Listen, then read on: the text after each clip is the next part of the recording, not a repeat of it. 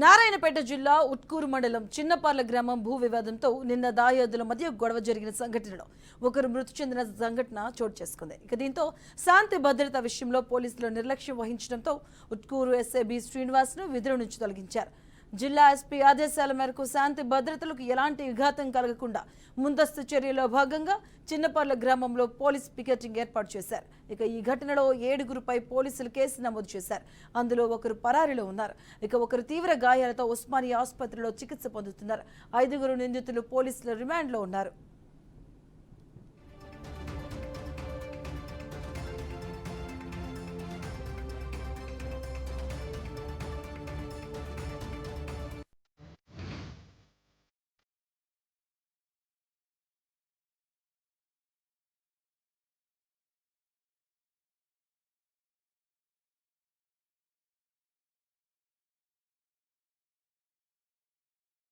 ఒకటే భార్య నుంచి వచ్చాం కాబట్టి నాకు సగం రావాల్సింది. బేసిక్లీ అండర్లయింగ్ ఇష్యూ, దానివల్ల ఇష్యూ స్టార్ట్ అయినాయి. గతం 2-3 ఇయర్స్ నుంచి ఇష్యూ నడుస్తూ ఉన్నది. ఆ మధ్యంలో చాలాసారి పంచాయత్ చేయడం జరిగింది. కాస్ట్ ఎల్డర్స్ తర్వాత పోలీస్ స్టేషన్లో కూడా పిలిచి మాట్లాడడం జరిగింది. లాస్ట్ ఇయర్ ఈ సంబంధంలోనే కూడా సేమ్ ఒకటి కేసు కూడా ట్రెస్పాస్ కేసు కూడా చేయడం జరిగింది. At the same time first wife వాళ్ళు రెస్పాండెంట్స్ ఎవరైతే ఉన్నారో వాళ్ళు కూడా కోర్టులో కూడా సివిల్ డిస్ప్యూట్ కింద ఒకటి సివిల్ సూట్ కూడా చేశారు. ఉన్నా కూడా కౌన్సిలింగ్ చేసిన తర్వాత కూడా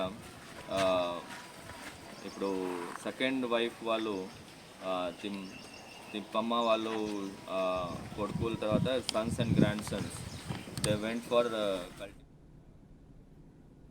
ఇదే అంశానికి సంబంధించిన పూర్తి అప్డేట్స్ మా కరెస్పాండెంట్ వెంకటేష్ అందిస్తారు. వెంకటేష్, మధు, ఈరోజు చిన్నపల్లిలో మొత్తం కూడా పోలీసు మొత్తం వాళ్ళ హ్యాండ్ ఓవర్ లోకి తీసుకోవడం జరిగింది. ఈ రోజు ఉదయం నుంచి కూడా భారీగా పోలీసు బందోబస్తు చిన్నపల్లి గ్రామంలో ఏర్పాటు చేయడం జరిగింది.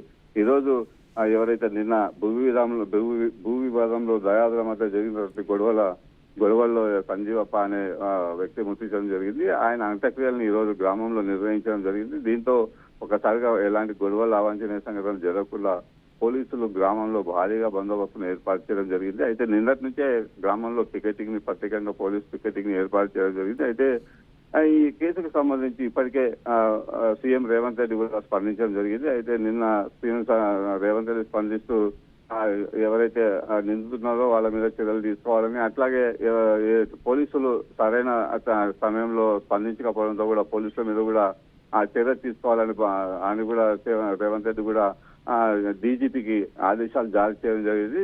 ఈ నేపథ్యంలోనే ఊట్కూరు ఎస్ఐ శ్రీనివాస్ పైన కూడా చర్యలు తీసుకునేందుకు కూడా పోలీస్ శాఖ రంగం సిద్ధం చేసింది. అయితే ప్రస్తుతానికి అతన్ని సస్పెండ్ చేసేందుకు కూడా రంగం సిద్ధం చేశారు. ఇక డిఐజీ ఎవరైతే ఉన్నారో అతను మరికొద్ది సేపట్లో ఈ విషయంపై కూడా మీడియాతో మాట్లాడేది కూడా ఏర్పాటు చేయడం జరిగింది. అయితే ఇప్పటికే ఆ కేసులో 4గురిని నిందితులను కూడా పోలీసులు అదుపులోకి తీసుకోవడం జరిగింది. అయితే ఇది దయాదుల మధ్య జరిగినటువంటి ఈ గొడవల్లో ఇతరులు కూడా జోక్యం చేసుకోవడంతో కూడా మరో 4గురిని కూడా, అంటే మొత్తం 8 మంది ఈ సంఘటనలో పాల్గొనడం జరిగింది. ఇప్పటికైతే పోలీసులు 4గురిని మాత్రం అరెస్ట్ చేయడం జరిగింది. మరో 4గురు పరారులో ఉన్నారు. వాళ్ళ కోసం పోలీసులు ప్రత్యేకంగా 3 టీంలను వాళ్ళ కోసం గాలింపు చర్యలు చేపడుతున్నారు. అయితే కర్ణాటక అటువైపు వెళ్లాలనే ఏదైతే ఇన్ఫర్మేషన్ పోలీసులకు ఉందో అటు టీంలతో ప్రత్యేకంగా వాళ్ళ కోసం గాలింపు చర్యలు ఏర్పాటు చేయడం జరిగింది. అయితే మొత్తం మీద కూడా ఈ అంత్యక్రియలు మరికొద్ది సేపట్లో ముగిశాయి. దీంతో ఒకసారి కూడా ఎలాంటి అవాంఛనీయ సంఘటన జరగకుండా కూడా ఆ పోలీసులు ఊపిరి పీల్చుకున్నటువంటి పరిస్థితి కనిపిస్తున్నది.